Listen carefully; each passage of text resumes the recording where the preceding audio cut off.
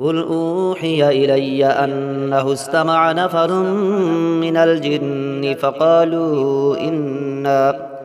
فقالوا إنا سمعنا قرآنا عجبا يهدي إلى الرشد فآمنا به ولن نشرك بربنا أحدا وأنه تعالى جد ربنا ما اتخذ صاحبة ولا ولدا وأنه كان يقول سفيهنا على الله شططا وأنا ظننا أن لن تقول الإنس والجن على الله كذبا وأنه كان رجال من الإنس يعوذون برجال من الجن فزادوهم رهقا وأنهم ظنوا كما ظننتم أن لن يبعث الله أحدا وأنا لمسنا السماء فوجدناها ملئت حرسا شديدا وشهبا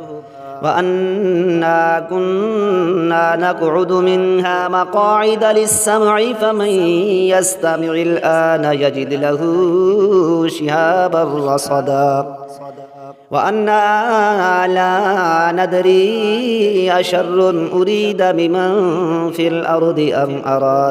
أم أراد بهم ربهم رشدا وأنا منا الصالحون ومنا دون ذلك كنا طرائق قددا وأنا ظننا أن لن نعجز الله في الأرض ولن نعجزه هربا وأنا لما سمعنا الهدى آمنا به فمن يؤمن بربه فلا يخاف بخسا ولا رهقا وأنا منا المسلمون ومنا القاسطون فمن أسلم فأولئك تحروا رشدا وأما القاسطون فكانوا لجهنم حطبا وأن لو استقاموا على الطريقة لأسقيناهم ماء غدقا لنفتنهم فيه ومن يعرض عن ذكر ربه يسلكه عذابا صعدا وأن المساجد لله فلا تدعوا مع الله أحدا وأنه لما قام عبد الله يدعوه كادوا يكونون عليه لبدا قل إنما أدعو ربي ولا أشرك به أحدا قل إني لا أملك لكم ضرا ولا رشدا قل إني لن يجيرني من الله أحد ولن أجد من دونه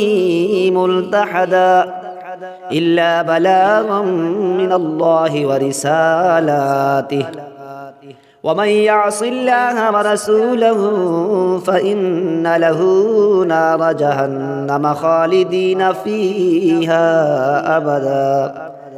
حتى إذا رأوا ما يوعدون فسيعلمون من أضعف ناصرا وأقل عددا قل إن أدري أقريب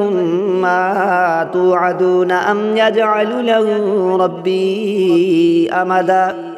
عالم الغيب فلا يظهر على غيبه أحدا إلا من ارتضى من رسول